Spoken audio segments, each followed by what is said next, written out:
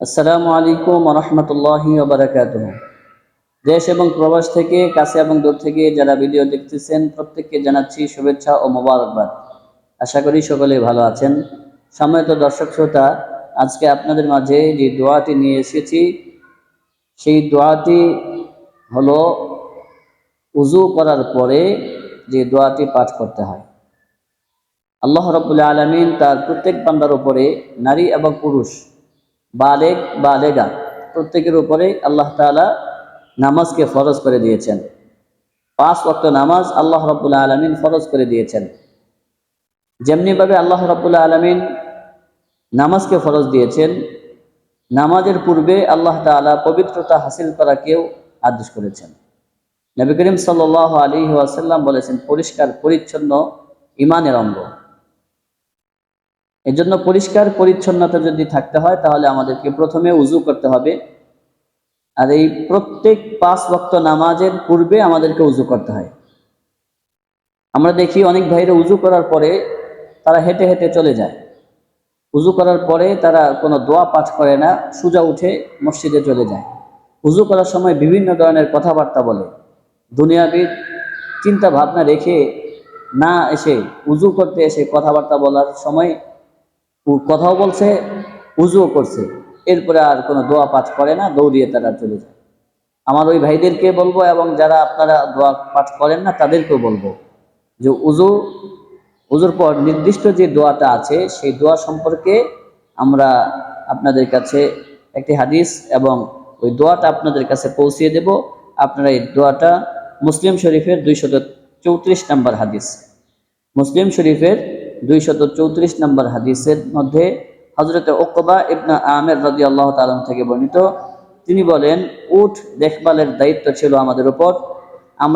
আমার পালা আসলে আমি সেগুলোকে সন্ধ্যা সময় নিয়ে আসি। এসে দেখতে পাই আল্লাহ রাসূল সাল্লাল্লাহু আলাইহি ওয়াসাল্লাম দাঁড়িয়ে লোকদের সঙ্গে কথা বলছেন। আমি তার এই কথাটুকু শুনতে পাই। কোনো মুসলিম যদি উযু করে এবং তা সুন্দরভাবে সম্পন্ন করে, তারপর দাঁড়িয়ে অন্তর ও চেহারা একনিষ্ঠ করে 2 রাকাত সালাত আদায় করে, তার জন্য জান্নাত অবধারিত হয়ে যায়। এই কথা শুনে আমি বলি, কি চমৎকার কথা। তখন আমার সামনে থাকা একজন বলে ওঠেন, এর আগের কথাটি ছিল আরো চমৎকার। তাকিয়ে দেখি সামনের লোকটি ওমর রাদিয়াল্লাহু তাআলা আনহু। তিনি বলেন, আমার মনে হয় আপনি এইমাত্র এসেছেন। এর আগে নবী করিম সাল্লাল্লাহু আলাইহি ওয়াসাল্লাম বলেছেন, তোমাদের কেউ যদি উযু করে এবং যথাযথভাবে সম্পন্ন করে তারপর বলে, আশহাদু আল্লা ইলাহা ইল্লাল্লাহু ওয়াহদাহু লা শারীকা লাহু ওয়া আশহাদু আন্না মুহাম্মাদান আবদুহু ওয়া রাসূলুহু, তার জন্য জান্নাতের 8টি দরজা খুলে যাবে। সুবহানাল্লাহি ওয়া বিহামদিহি সুবহানাল্লাহিল আযীম। সে দরজা দিয়ে প্রবেশ ইচ্ছা জান্নাতে প্রবেশ করতে পারবে। সম্মানিত দর্শক শ্রোতা, অবশ্যই আপনারা শুনেছেন, পুনরায় আমি আবার আপনাদেরকে বলছি যে হযরতে উকবা ইবনে আমির রাদিয়াল্লাহু তাআলা আনহু এই হাদিসটি নকল করেছেন। তিনি বলেন, তাদের নিকটে উট দেখাশোনার দায়িত্ব ছিল। যখনই তার পালা এসেছে তখন ওই উটগুলো দেখভাল করতে তার সন্ধ্যা হয়ে যায়। কিন্তু সেই সন্ধ্যা হওয়ার পরে তিনি দেখলেন রাসূলুল্লাহ সাল্লাল্লাহু আলাইহি ওয়াসাল্লাম কিছু লোকদের সামনে দাঁড়িয়ে কথাবার্তা বলতেছেন। তিনি সেখানে উপস্থিত হলেন এবং তিনি শুনলেন নবী করিম সাল্লাল্লাহু আলাইহি ওয়াসাল্লাম বলেছেন, কোনো মুসলিম যদি উযু করে এবং তা সুন্দরভাবে সম্পন্ন করে তারপর দাঁড়িয়ে অন্তর এবং চেহারা একনিষ্ঠ করে, অন্তর এবং চেহারা একনিষ্ঠ করে ইখলাসের নিয়াতে যদি 2 রাকাত সালাত আদায় করে, তার জন্য জান্নাত অবধারিত। সুবহানাল্লাহ।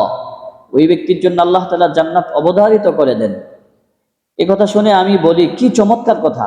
অর্থাৎ উকবা ইবনে আমির রাদিয়াল্লাহু তাআলা বলতেছে, কত সুন্দর, কি চমৎকার একটি বাণী।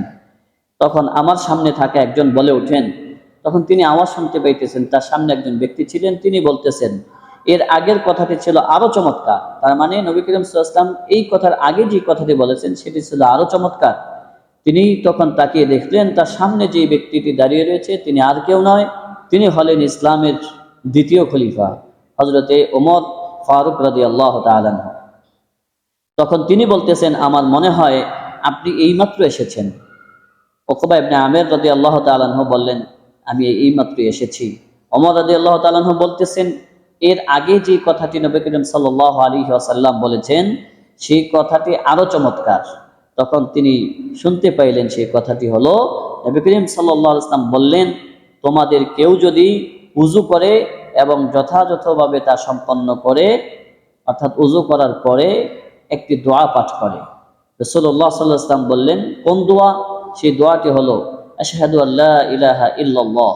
আমি আবার আপনাদেরকে বলছি, এই দোয়াটা পাঠ করার সময় অন্য কিতাবের মধ্যে এসেছে শাহাদাত আঙ্গুলকে উঠিয়ে আপনি আকাশের দিকে তাকিয়ে এই দোয়াটা পাঠ করবেন, আশহাদু আল্লা ইলাহা ইল্লাল্লাহ ওয়াহদাহু লা শারীকা লাহু ওয়া আশহাদু আন্না মুহাম্মাদান আবদুহু ওয়া রাসূলুহু। এই দোয়াটি পাঠ করলে কি হয়? নবী করিম সাল্লাল্লাহু আলাইহি সাল্লাম বলেছেন, যারা প্রত্যেক নামাজের সময় উযু করার পরে এই কালিমে শাহাদাত পাঠ করে, এই দোয়াটি পাঠ করে, আল্লাহ রাব্বুল আলামিন তার জন্য 8টি জান্নাতের দরজা খুলে দেন। সুবহানাল্লাহি ওয়া বিহামদিহি সুবহানাল্লাহিল আযীম। এবং ওই জান্নাতের যে কোনো গেট দিয়ে ওই ব্যক্তি প্রবেশ করতে পারবে। সম্মানিত দর্শক শ্রোতা, আমরা 5 ওয়াক্ত নামাজ ভালোভাবে আদায় করব, পবিত্রতা হাসিলে একনিষ্ঠতার সাথে ইখলাসের নিয়তে আমরা 5 ওয়াক্ত নামাজ আদায় করব। 5 ওয়াক্ত নামাজের আগে আমরা উযু করব, কোরআন তেলাওয়াতের আগে আমরা উযু করব, কোনো নফল ইবাদতের আগে আমরা উযু করব। পাক পবিত্রতা হাসিল রেখে উযুর পরে 5 ওয়াক্ত নামাজের পরে এই দোয়াগুলো আমরা এই দোয়াটি পাঠ করতে পারি। আল্লাহ তাআলা আমাদের সকলকে তৌফিক দান করুক। আমার এই সুন্নাহ টিভি অফিসিয়াল চ্যানেলটি যে ভাইরা দেখতেছেন এবং যে বোনেরা দেখতেছেন, সকলের কাছে আমার একটি আবেদন থাকবে, যারা সাবস্ক্রাইব করেননি তারা সাবস্ক্রাইব করে আমাদের সাথে থাকবেন। এবং আপনারা সকলেই 5 ওয়াক্ত নামাজের পূর্বে উযুর আগে এই দোয়াটি পাঠ করার জন্য চেষ্টা করবেন।